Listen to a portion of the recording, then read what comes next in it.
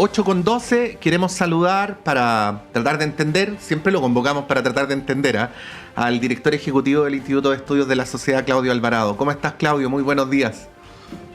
¿Qué tal, Patricio? Muy buenos días, un gusto volver a conversar con ustedes. Sí, lo mismo decimos nosotros. Bueno, Claudio, estamos tratando de entender los últimos pasos de la candidata Matei, ¿no? ¿Qué explicación te das para aquellos? Si es que se pudieran agrupar, ¿no?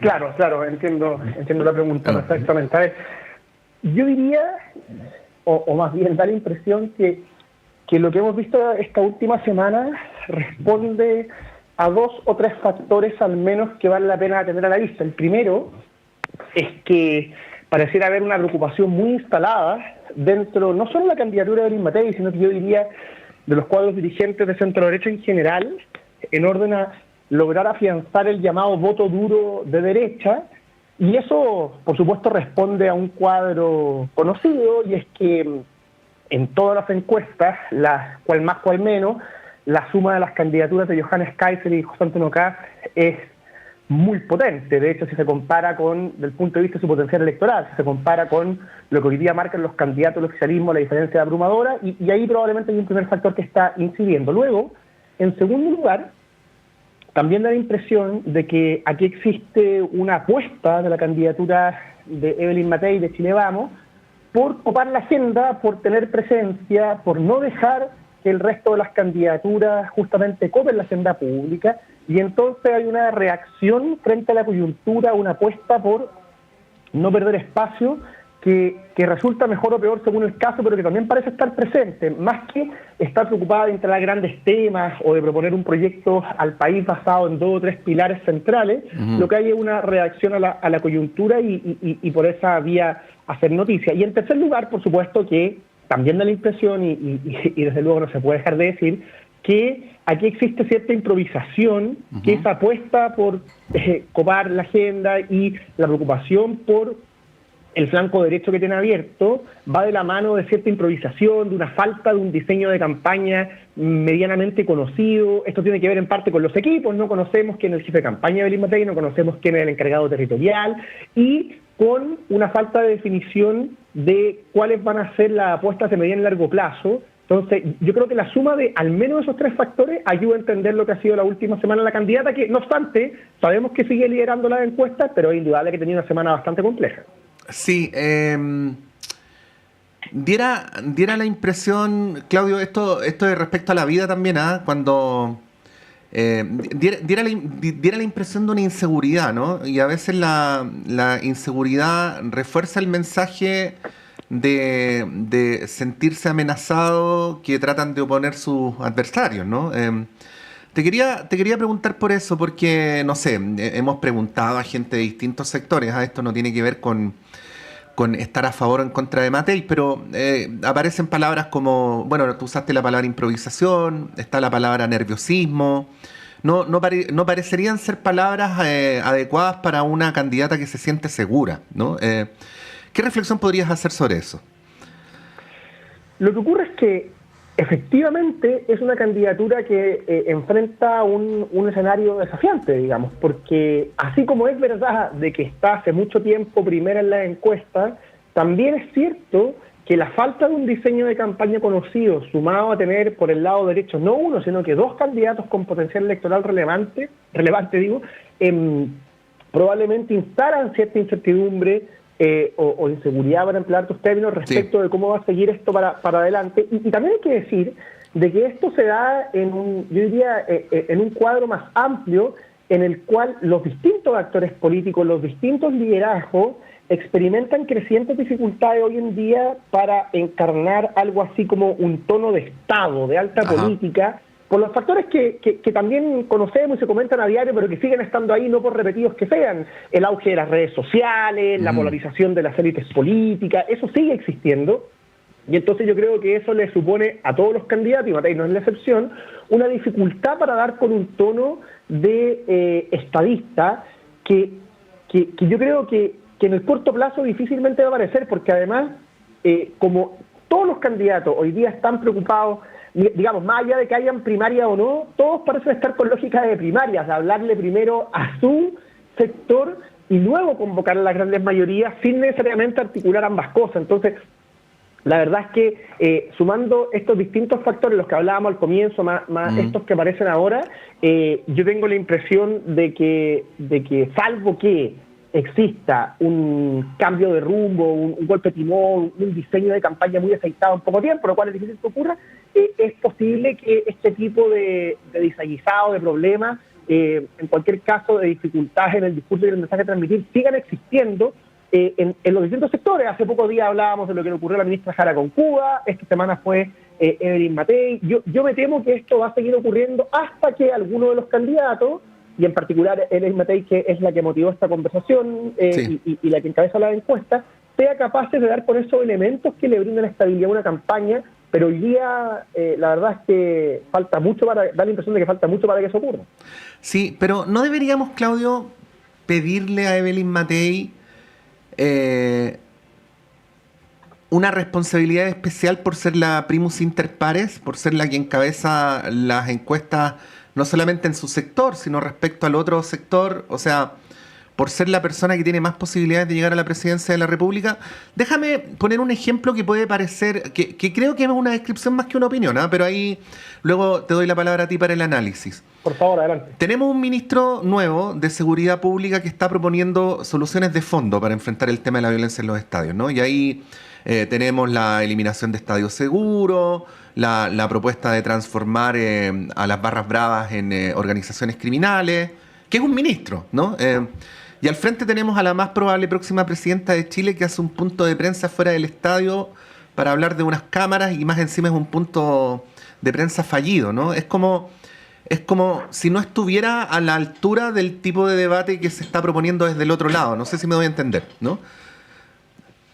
A ver, es verdad que hay motivos que conducen a tener una exigencia alta con Evelyn Matei. No es solo que esté primero en la encuesta, eso eventualmente podría variar, sino el hecho de que se trata de una candidata con una trayectoria política muy destacada. Ella de las pocas personas que hoy día sigue activa en la esfera pública y que ha ocupado los distintos lugares del aparato estatal de manera, además, en general, bastante exitosa, o al menos con pasos destacados que han sido reconocidos tanto por partidarios como por adversarios. Alcaldía, Cámara de Diputados, Senado, municipio, es ministra. Digo, hay una experiencia acumulada que es muy relevante y que de hecho ella misma ha destacado como uno de sus factores o atributos distintivos, y eso ciertamente conduce a exigirle estar a la altura de las circunstancias. Yo hasta ahí, digamos, que estaría de acuerdo, más allá del lugar de las encuestas, por ese factor. Y luego, también es verdad que ella enfrenta un desafío no menor, porque otro de los atributos que he intentado destacar a lo largo de estos meses de campaña incipiente es que, otro atributo que he intentado destacar es que hay candidatos que ofrecen, están preocupados de entregarle al país mayor gobernabilidad, versus otros que parecieran más bien estar preocupados de su nicho. Entonces, si uno junta esas dos cosas, si uno junta la experiencia con el propósito explícito de darle gobernabilidad al país, por supuesto que los episodios de esta última semana no logran calzar bien, digamos. Sí. Pero, dicho todo eso, también es verdad que la relación con el oficialismo se tensa por la misma dinámica de campaña. El gobierno, a mí me llama la atención, ¿cierto? No sé hasta qué punto es consciente de que al estar respondiendo permanentemente a Evelyn Matei, casi cual marca personal en el caso de algunos ministros, no digo el caso del ministro Cordero, pero sí lo que ha pasado con la vocera de gobierno, con el propio presidente, que a veces tuitea con más rapidez de la que uno esperaría, ¿cierto? Muy preocupado de las redes sociales. Bueno, yo creo que todo esa tendencia a estar respondiendo a Evelyn Matei también favorece este clima crispado, y yo no sé si el gobierno es del todo consciente que ocupar ese lugar solo levanta a Evelyn Matei, digamos, desde el punto de vista de su candidatura, más allá de las diferencias de opinión. Porque tú decías recién que ella es la primus inter pares. Bueno, la primus inter pares no solo porque está primero en la encuesta, sino porque el gobierno pareciera haber tomado una decisión a esta altura deliberada de enfrentarla permanentemente, y entonces ese factor yo creo que también incide en lo que hemos observado. Estamos conversando con Claudio Alvarado, director ejecutivo del Instituto de Estudios de la Sociedad. Claudio, la típica pregunta, el típico dilema político de cuando alguien está al medio, ¿no? Digo, en el caso de Evelyn Matei me refiero al medio para ponerla entre los candidatos de de extrema derecha que amenazan, y también esta sabida necesidad de que especialmente los candidatos de derecha, pero todos los candidatos, crezcan hacia el centro para poder ganar una elección, ¿no? ¿Cómo lo ves? Porque es el típico dilema político en el cual se corre el riesgo de la desorientación, pues, o de doblar para el lado donde no había que doblar, ¿no? Efectivamente, ella tiene, como cualquier candidato, pero esto aplica especialmente tanto por el lugar que ocupa ella en el espectro político como por estar primero en las encuestas, tiene el desafío de lograr al mismo tiempo afianzar su electorado natural, el público o votantes que habitualmente se inclinan por la derecha, y hablarle a las grandes mayorías, convocar al país a un proyecto de alcance nacional. Ella tiene que lograr articular eso, y es un desafío que nunca es fácil, pero la verdad sea dicha, es el desafío que siempre han tenido que articular los candidatos que se terminan llevando la presidencia. O sea, en algún sentido el desafío tiene características propias o singulares por la coyuntura en la que nos encontramos, como decíamos al comienzo, con dos candidatos fuertes a su lado derecho. En ese sentido es novedoso el cuadro, pero no es novedoso, sino que más bien es bastante habitual y conocido desde el punto de vista que todo candidato presidencial con altas expectativas de llegar a la moneda justamente enfrenta esa tarea, hablarle a su público, afianzarlo y convocar a la grandes mayorías. La manera de hacer eso me parece a mí hoy en día, sabiendo que nunca es fácil y que estas cosas no son matemáticas, sí, pero la manera de hacer eso es algo que hoy día Elín Matei no está haciendo, y es poner por delante 2 o 3 ejes programáticos que articulen la narrativa, el discurso, las prioridades a nivel de políticas públicas, y que se alineen, digo, que se articulen con lo que esperan las grandes mayorías. Y hoy día el cuadro es particularmente favorable para una candidatura de centro-derecha en ese sentido, porque los temas que le inquietan al país fundamentalmente, partiendo por orden público, seguridad por un lado y economía por otro, son temas que le quedan muy cómodos a la centro-derecha en general y a la propia Elín Matei, dado los cargos públicos que ella ha desempeñado. Entonces, a mí la verdad es que eso sí me cuesta mucho entenderlo, para ser sincero, cómo, sabiendo que hace muchos meses tenemos noticia de que ella va a ser la candidata, ¿cómo no existe una apuesta más propositiva en orden a instalar ejes de campaña que articulen, insisto, discursos, narrativas, políticas públicas y que se alineen con las prioridades ciudadanas, y no simplemente estar reaccionando a la coyuntura?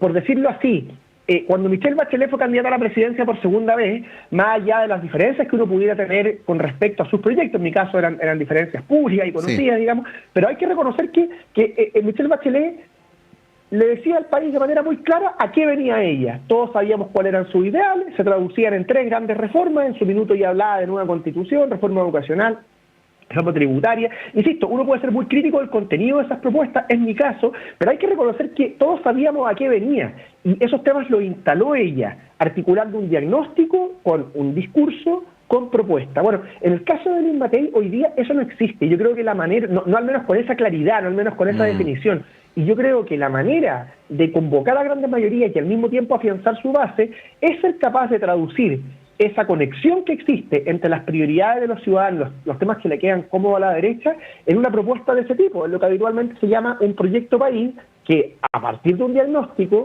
instala cierta narrativa que se traduce en propuestas concretas, ejes de campaña principales a nivel de política pública y de mensaje. Eso hoy día no existe, y yo creo que mientras no exista va a ser muy difícil que ella logre hablarle a ambos públicos al mismo tiempo.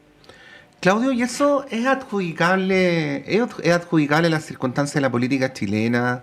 ¿Es adjudicable a la indefinición de Chile Vamos aún? ¿O no hay ahí una responsabilidad de la propia candidata? A ver, siempre, por supuesto, los candidatos tienen responsabilidad porque son, en último término, los capitanes de sus respectivos buques, pero lo que ocurre con Elín Matei, yo tengo la impresión, en este caso específico, sí, me refiero a lo que estamos en estos últimos minutos conversando, diagnosticando, no es solo responsabilidad de ella. Hay una dificultad que yo diría que se arrastra hace bastante tiempo de parte de la centro-derecha, las derechas en general, de ofrecerle al país un proyecto de manera positiva, valga la redundancia, propositiva, que no sea simplemente reacción a la coyuntura. Y eso tiene que ver con razones, yo diría, de larga data. Primero, es sabido que los temas que hoy día le interesan más o que angustian más a la ciudadanía le resultan cómodos a la derecha, ahí puede haber cierta comodidad. Después también es sabido que históricamente, hace décadas, a la centro-derecha le ha costado tener o cultivar esa fama más propositiva de la política y de la agenda pública. Algunos hemos hablado de que hay un resabio de algo así como la cultura del veto. Yo creo que eso en alguna medida sigue existiendo.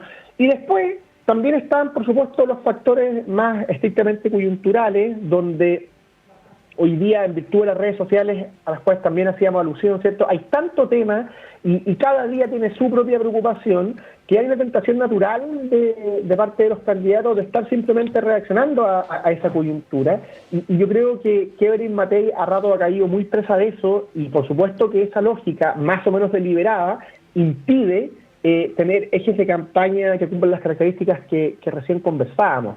Si además le agregamos que todavía no existe, como también decíamos, un diseño de campaña, un equipo territorial, digamos, no hay diseño conocido, no sabemos, no solo quién es su jefe, sino, salvo la cuestión programática, que sí sabemos que ha avanzado bien, no conocemos mucho del resto. Bueno, la suma de esos factores yo creo que obviamente obstaculizan contar con un proyecto de esa índole. Es muy difícil mientras, digamos, las distintas piezas del puzzle no encajen, que el puzzle aparezca por sí solo. Ya, algo así como una deliberación colectiva de que no basta con encontrarle todo malo al gobierno para ganar la presidencia. Claro, es tentador eso también, por supuesto. Sí. O sea, claro, lo que pasa es que el gobierno baja en la encuesta, pero eso no necesariamente hace subir a las derechas, ¿no? Efectivamente. O sea, sabemos que hay, desde hace mucho tiempo en esto las encuestas han sido muy consistentes, sabemos que hay algo así, varía en el margen, pero como un 60% que desaprueba profundamente la gestión del gobierno, y hay que algo así como un tercio de apoyo firme del gobierno. Bueno, el gran desafío de Evelyn Matei es cómo la mayor cantidad de gente posible de ese 60% aprox de desaprobación del gobierno se convierte en adhesión propia. Pero claro, hoy día no la tiene fácil porque están estos dos candidatos fuertes desde el punto de vista electoral, con potencial a su derecha, también peleando por el mismo espacio, y volvemos a lo mismo. Si es que esto es así, ella tiene que lograr afianzar su público más natural y al mismo tiempo hablar a las grandes mayorías, porque no basta con el nicho, y eso es muy difícil sin un proyecto donde diagnóstico, narrativa y propuesta estén muy encaminados y permitan poner temas sobre la agenda que no se limiten simplemente a reaccionar. Yo creo que en ese sentido los problemas y los desafíos se retroalimentan. Y para tal efecto, Claudio, con esto finalizamos, ¿ayuda a Matei o entorpece esta idea bien rara, yo la considero bien rara, de hacer una primaria para que haya primaria, ¿no? Porque los tres partidos de Chile Vamos ya la proclamaron, pero ahora surgió, bueno, pero pongamos unos nombres para que haya primarias, ¿no? ¿Ayuda o entorpece? ¿Cómo ves eso para efectos del camino, ¿no?, político-electoral de Evelyn Matei? La decisión a adoptar al respecto es difícil para la centro-derecha, porque es indudable que ambos escenarios tienen riesgo.